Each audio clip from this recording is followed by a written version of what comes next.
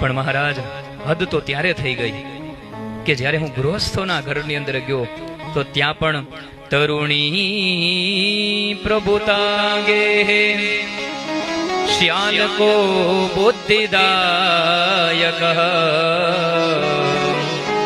કન્યા વિક્રયણો લોભાત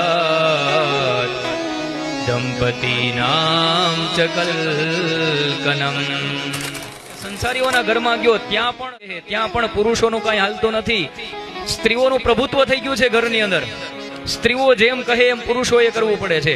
બાર ભલે ગમે એટલો સ્વાંગ કરે કે અમારું ચાલશે ને અમે આમ છીએ ને અમે તેમ છીએ, પણ ઘરે જઈને તો માત્ર જેટલું ઘરવાળી કે એટલું જ થાય છે, એનાથી એક ડગલું આગળ નથી ચાલતા સંસારીઓ. તરુણી પ્રભુતા કહે કળિયુગનું લક્ષણ બતાવતા પ્રથમ તરુણી પ્રભુતા કહે. સ્ત્રીઓના રાજઘરમાં થઈ ગયા છે.